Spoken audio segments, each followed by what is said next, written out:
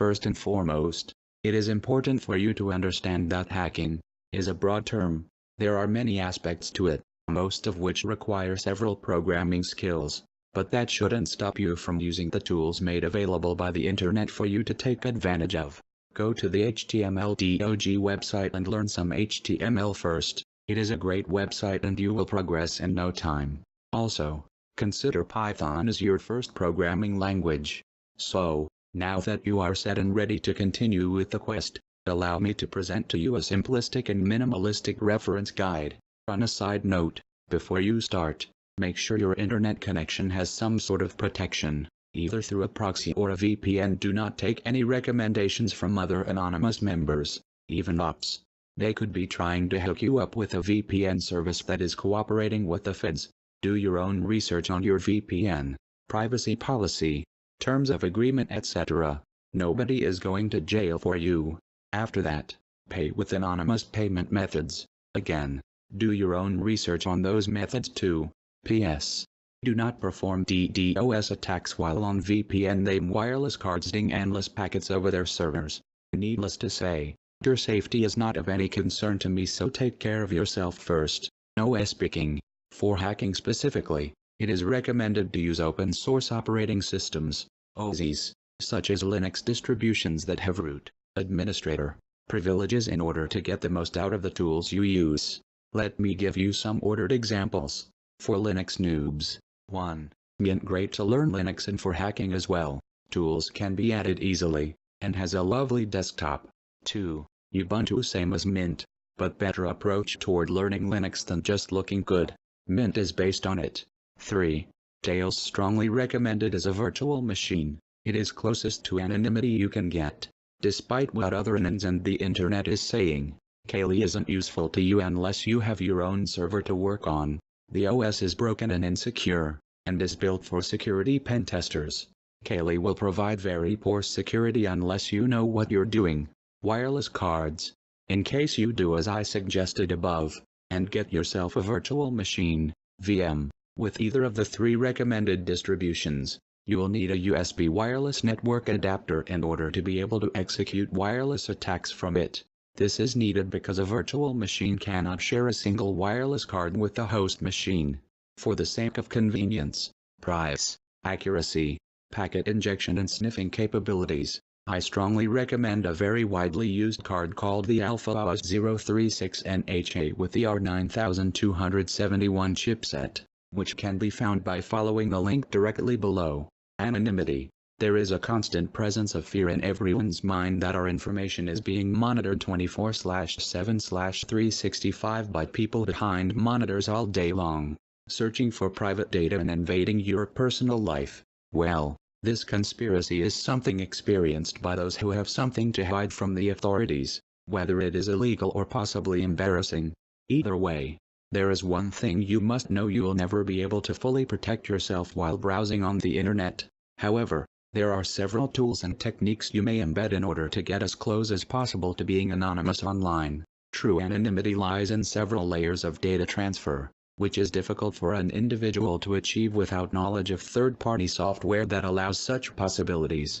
Remember, there's no magical tool that lets you be 100% anonymous online. You will never be 100% anonymous in a system that is designed to be traceable. Let's get straight to the point.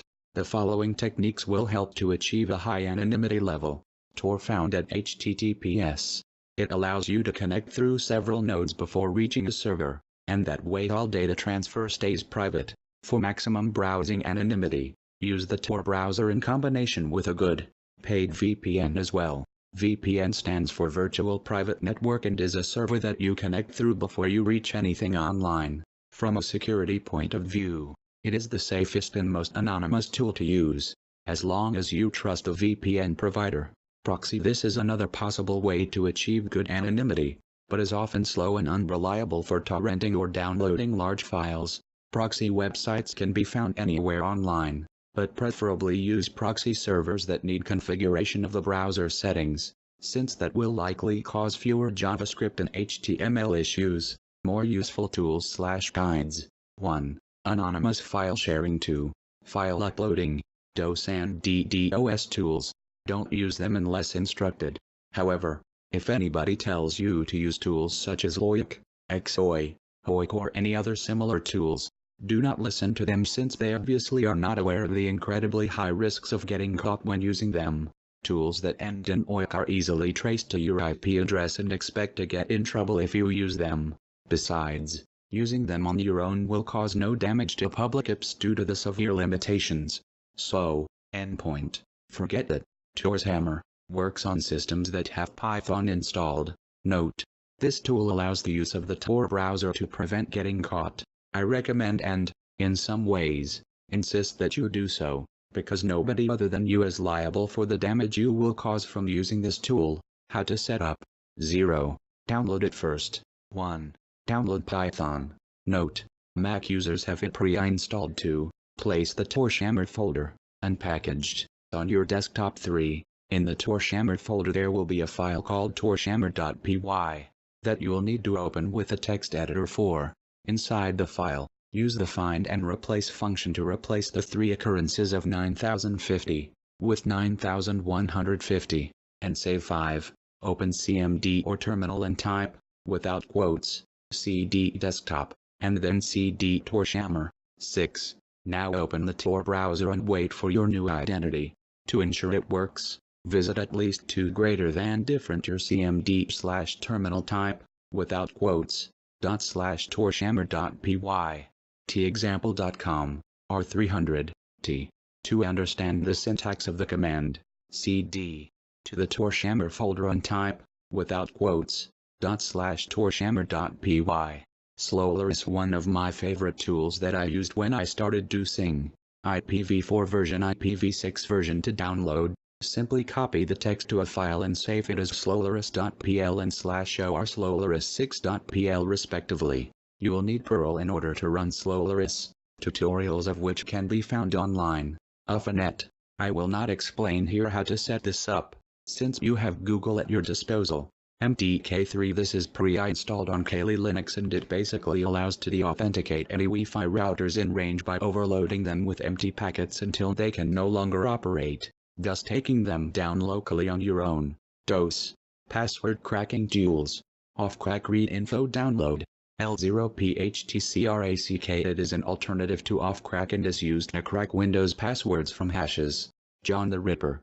Reaver This is specifically a WPAN2 Wi-Fi cracking tool, supporting routers with WPS, wireless protected setup. Enabled It is pre-installed on Kali Linux, and hopefully on the other hacking Linux distributions too. It does not work on Windows. In fact, Windows is the least reliable OS for hacking, so I regard it as a skiddy OS. Aircrack and Gcrack's WPEN WPA. It analyzes wireless encrypted packets and then tries to crack passwords via its cracking algorithm. Hydra This uses brute force and dictionary attacks to crack any password that is on a specific word list. It is well built and is very configurable, giving you a wide range of options to pick from, and limits to set. Here's a great tutorial. Hashcat uses YuRPU to crack hashes. Very strong. Man in the middle. Midim. Attacks. Note: enable rooting first, by typing in terminal, without quotes, echo 1 /proc/sys/net/IPv4/IP_forward. Wireshark extremely configurable and versatile, and has close to no limitations as to functionality. Kali Linux has it pre-installed, for Windows and Mac. Download it here. Ettercap as usual, it is pre-installed on Kali Linux. It performs marvelously, and supports DriftNet, for image capturing, website scanning, NMAP. This is great for port scanning, checking whether a host is up, ping scan, TCP and UDP, etc. Nikto It performs comprehensive tests against web servers for items including potentially dangerous files, performs checks for outdated server versions, and version-specific problems. DMITRY About It Download. Vega A powerful vulnerability scanner. https://subgraph.com/vega/download. CL2. File name. This is a simple web crawler written in Python that indexes all hyperlinks of a particular web page and /or website. FTP Spider written in Perl. It cleverly scans FTP servers and logs their directory structure, detects anonymous access and writable directories, and looks for user-specified data. Arachne. This is a framework developed to assess web app security and evaluate them in real time. Read about it and download it here. Useful to note. Detailed information about IP address is a course I highly recommend you follow. Security. Find out what websites are built with all in all. Conclusion. You are prepared for anything if you are able to apprehend the work that lies ahead. But let me tell you, no one is going to endlessly spoon-feed you the information and knowledge, because all you will learn is how to copy from someone else. I think the old saying practice makes perfect fits this pretty damn well from my point of view. And I'm not saying that you can't ask anything, but if you want to learn fast, do it the hard way and look it up yourself, that's all. For the record, all tools used above are compatible with Linux distributions, apart from L0PHTCRACK, and are best used with the 3 OSs that I listed at the very beginning. In my personal opinion, and I'm sure many people would agree with me here, Windows is not suited best for the tools listed above. However, it would be useful for you to get hold of a virtual machine program in that case, such as VirtualBox, and a disk image of a Linux distribution. If you read the whole lot, that should get you started, and remember to have fun. Good luck.